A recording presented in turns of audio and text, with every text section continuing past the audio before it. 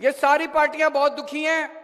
ये सारी पार्टियां अब इकट्ठी हो गई हमारे खिलाफ, और ये सारों ने इकट्ठा होकर ये सारी केंद्र सरकार के पास गई, कुछ करो, इनके काम रोको, इनको काम करने से रोको, इन्होंने इतना काम कर दिया तो हमारा तो बेड़ा गर्क हो जाएगा।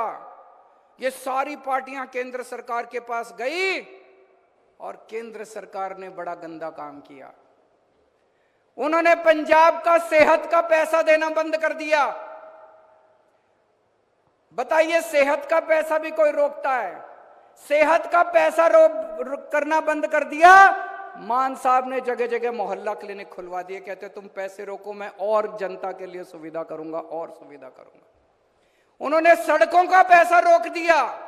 मंडी के अंदर किसान आते हैं अपना माल बेचने के लिए, 5,500 करोड़ रुपए सड़क बनाने का पैसा रोक दिया।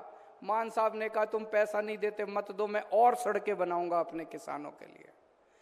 हद तो तब हो गई जब इन्होंने नांदेड़ श्री हजूर साहब और पटना साहब, श्री पटना साहब जाने वाली ट्रेन का भी इंजन रोक दिया। उन्होंने ट्रेन देनी बंद कर दी। परसों चिट्ठी आई है केंद्र सरकार की कि हम आपको मत्था टेकने के लिए ट्रेन नहीं देंगे, मत्था टेकने जाने के लिए ट्रेन नहीं देंगे। कल रात को मान साहब मेरे से जिक्र कर रहे थे, बहुत दुखी थे कि हमारे लोगों को, पंजाब के लोगों को किस तरह से केंद्र सरकार दुखी कर रही है। बताइए,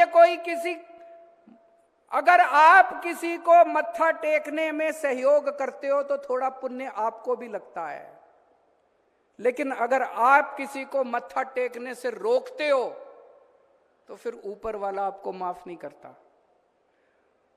तो मान साहब कह रहे थे मैं कुछ दिन सोचता हूं, इसका तरीका निकालेंगे, आपको नांदेड़ हजूर साहब और श्री हजूर साहब और श्री पटना साहब तो लेके जाएंगे, इसका कुछ ना कुछ तो तरीका निकालेंगे, इनके मंसूबे पूरे नहीं होने देंगे।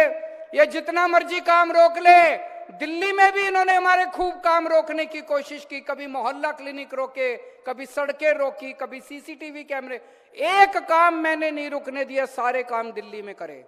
इसी तरह से पंजाब का भी एक भी काम नहीं रुकेगा, सारे काम होंगे। आपका जो सपना था रंगला पंजाब का, वो रंगला पंजाब हम सारे मिलके बनाएंगे। पंजाब के 3 करोड़ लोगों के साथ हम मिलके बनाएंगे।